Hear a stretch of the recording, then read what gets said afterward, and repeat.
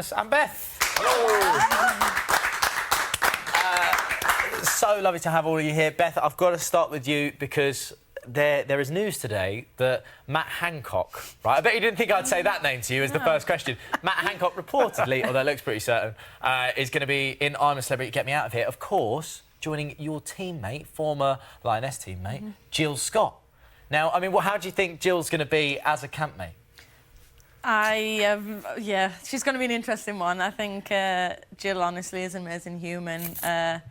She's a funny human. I think she'll chat a lot of people's ears off, and yeah, she'll be interesting to watch. I don't know about her bug phobias or anything like that, but as an actual person, she'll be incredible. Oh. Have you studio into Wembley Stadium-ish to make Beth here feel at home? Welcome, Beth. Good to see you. Thank you. Beth, I mean, look, you've had the most incredible year. Right, now, I'm going to have to read out, I've been given a card to read out some of your accomplishments. Remember, some of your accomplishments. You scored the most goals in this year's Women's Euros, becoming player of the tournament. Ian Wright said, I quote, "Without Beth, England wouldn't have been in the Euros final." And you've also won the prestigious Golden Boot and have just been crowned England Player of the Year. Yeah! So many people would have asked you the question, did you ever think you would be where you are today? No. A year ago, I wasn't even in the squad to go to an Olympics, so for me to, a year later, have done that and achieved that with an incredible team, yeah, it's still a little bit surreal. Oh. There was such a huge buzz when you won. I mean, and, you know, young people, old people, everybody across the country, not just England, but all four nations, got right behind you. And this is you lot celebrating afterwards. Now, talk us through what's going on here, Beth. We got told Serena was in the press conference at this point. Obviously, we'd won, and we were very much going to spoil her party in the press conference. But, yeah, we were very excited and, yeah, milking every moment, as you could see Mary on the on top of there. And look at this. This was incredible. Be honest, how sore was everyone's heads at this? It was so hot. It was like a greenhouse in there at the time. But honestly, it was incredible. But yes, the heads were very sore that day. It was such an amazing moment. I will say this, right? Obviously, supporting England, I was lucky enough to be there at that final. And when it just said the words winners and then England next to it, I nearly started crying. I could believe it. I could believe it. You do love your... We did cry. We did cry. No, I know, and rightly so. But look, you've got a new book out called Lioness, which, you know, it follows your journey to becoming a professional footballer. Now, talk to me. Why in the book do you feel like you felt so much need to prove yourself as a female player? Yeah, I was a bit apprehensive about doing the book in the first place. I think at the moment I'm the only current female footballer to have done that. So for me, still, I didn't think I'd done enough to warrant doing it, but it was important for me to write in terms of how far the game's come. Yes, it has, but there's still so much more that we can do within the game, and there's still so many barriers to be broken down. And I also wanted to get across in the book that, yes, it's called My Journey to Glory, but there's a lot of lows and highs in that journey and hurdles to jump over. So I felt it was important for me to share that, especially for aspiring boys and girls to understand that that's what it kind of takes to get to that level. And as we said, I mean, the Lioness has inspired loads of our viewers, and we've been inundated with questions and comments from our viewers. This is one from Izzy. What is the secret to becoming a successful women's football player? Good question.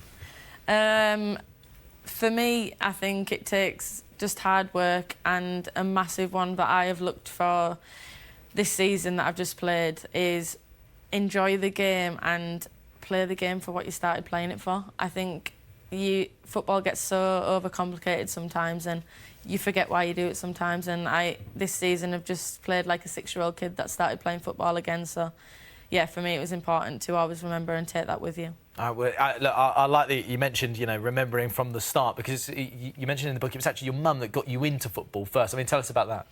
Yeah, I was quite an energetic child. She tried to get me into ballet. Wasn't quite my favourite thing, unfortunately. She tried. There you are, look at that. Looking super cute. What could have been, Beth? Yes, true. But yeah, she tried, bless her. But yeah, she took me to a session, try and run a little bit of energy off me, and yeah, I loved every minute of being there, and yeah, that's where it all started. Now, do you remember, when you think back, who your first coach was? Can you remember? My first coach officially was a man called Phil Neville. No, not Phil Neville. Phil Nedley, he was called. He was just a local volunteer in my village at the time, and I went to one of his Saturday morning sessions, running around Mole Hills. And yeah, I joined in with all the boys at that point. And he was like, oh, they're quite rough, Will should be okay. And my mum returned, and he basically said I was rougher than most of the boys, so settled in quite nicely. Well, I'm glad you remembered his name, because good old Phil, well, he's recorded this message for you. Hi Beth, I just want to say how very proud I am of everything you've achieved so far. I can still remember when you first came to our little Saturday morning football club. You were the only girl, you were very tiny, and we were so worried you were going to get hurt. But you showed with your determination, your attitude, and some quite good skills at the time what a winner you were and what a winner you were going to be. We love Phil. Thank you, Beth. Lioness is out next Thursday. And Beth, you're bound to have a phone call at some point saying, do you want to do Celebrity MasterChef? What would be your signature dish? Ooh. Mine's a proper footballer's signature dish. Like I'm good with a lasagna. That's it. A lasagna's good. It's a full of crowd carbs. pleaser. That's it. Yeah. You could make a toasty, a lasagna toasty with a Don't leftovers. start me off. Don't start me off. There you go. About a sport that combines foot. Beth, you actually had a go at foot golf. I mean, was it too easy? I mean, how did you find it? It's a different skill set. I think I'm too energetic for foot golf. I want to keep going, and you've got to be very patient in that one. But yeah, it's very different. That's because you're just getting a hole in one every time. Well, Yeah, 18 exactly. rounds within 10 minutes. Yeah, it's a bit boring, isn't it? Maybe. Yeah. Have you tried it, Lee? And Rose, and now Penelope loves football again, and she wants to be just like Beth Mead when she's older.